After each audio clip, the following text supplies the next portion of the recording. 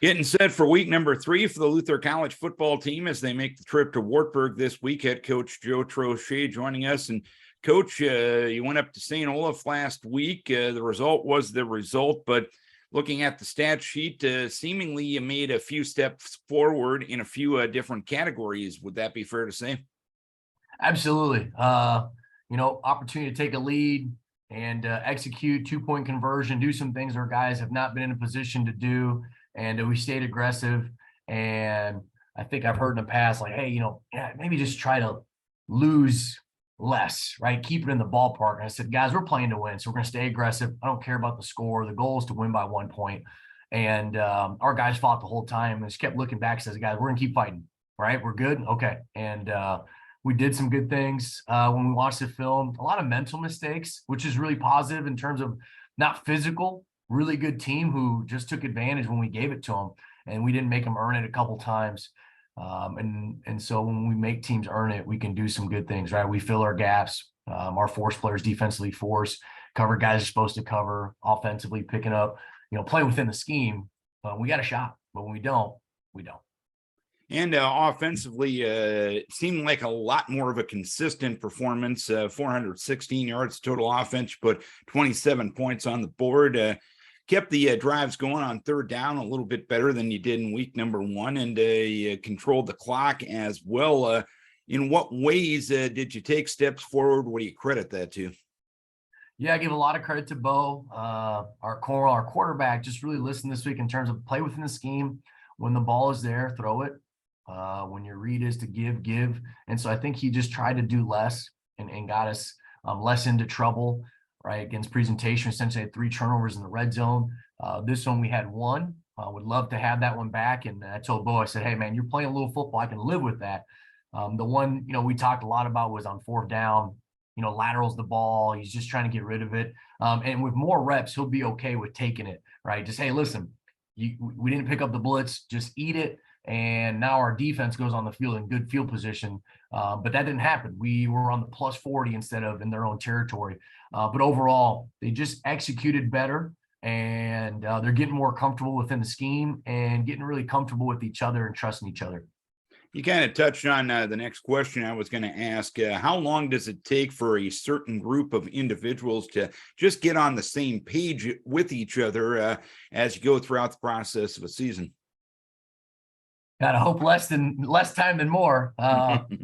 I tell our guys the most important time is when we're together, and even more when we're together on the field. And so that's why those live game reps are so critical, because we're good on good and we're putting the theory into practice. We think this will work. And so we need all 11 guys to do it. And we're doing it against a team that's trying to stop us. And so when not 11 guys do what they're supposed to, we're really not practicing the play or what we're trying to do. And so we need all 11 guys to do the scheme to the best of their ability. And then from there, we can adjust. If not, we're just spending the whole day trying to figure out, okay, who didn't do their job, so that we can continue to ask you to do the same thing and then do it correctly. If it doesn't work, that's on us. And so that's where we're at, is trying to get 11 guys to do what we ask of them, so then we can adjust, because we don't have all the answers. And you touched on those mental mistakes, especially the ones early on in the third quarter. As part of the message that if you have a couple of those mental mistakes in a row, a game can get out of hand pretty quickly. For sure, against good teams. That St. Olaf team has got players that have been starting for 3 years. They're well coached. They got kids that fight for their each other. I mean, that's a damn good team, and they took advantage when they're supposed to. I mean, that was the difference, right? We did get a pick 6. We almost scored on a fumble, but a couple of times we had stopped in the red zone. So that was the difference. When they had their opportunities, they made it, and that's a really veteran group. So it was bittersweet for me to see that those guys, kind of taking that big step, who've been playing for about 3 years on the other sideline and really kind of coming into their own. So that was a big game for them, and I'm excited for our guys as we build it, and eventually it's going to click for us. I know the penalty total was pretty high. Really, it was pretty high both ways on Saturday. St. Olaf had 12. You guys had 15. Probably a little higher than you wanted, I'm guessing. What can you do to get that total down as you move forward? Yeah, really undisciplined. Some of those, right? The delay of game, just poor communication on the sideline from our coaches of, hey, the clock's running down, we need to give them that heads up faster, right? Hey, quick, so we can go and fast forward some things.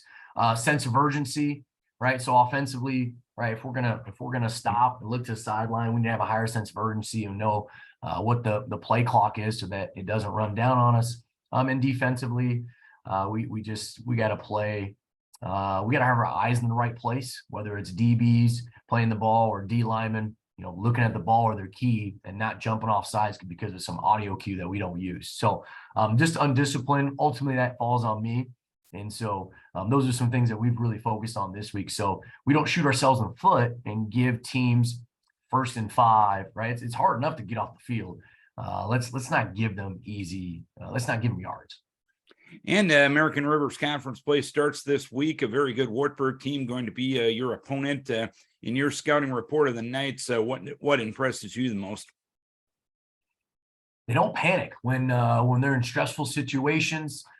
They don't panic, and whether it's the first play or the 90th play, I mean, these guys are just consistent and very well coached on offense, defense, special teams. They don't make a lot of mistakes, and they've played 2 really good teams, 2 really tough teams that UC will win while probably winning records. And they moved them around. They're pretty physical, and man, just the consistency that you see from them from the start of the game to the end of the game. They're very well coached, very tough, and they don't give you anything. I mean, it's all 3 phases of the game. All right, Coach, hopefully you can take the next step forward this week. Keep your guys healthy. We wish best of luck in Waverly this Saturday. Thanks, Darren. Always appreciate your time. Joe Troche, head coach of the Luther College Norse, and Wartburg, Saturday at 1 o'clock at Walston Hoover Stadium.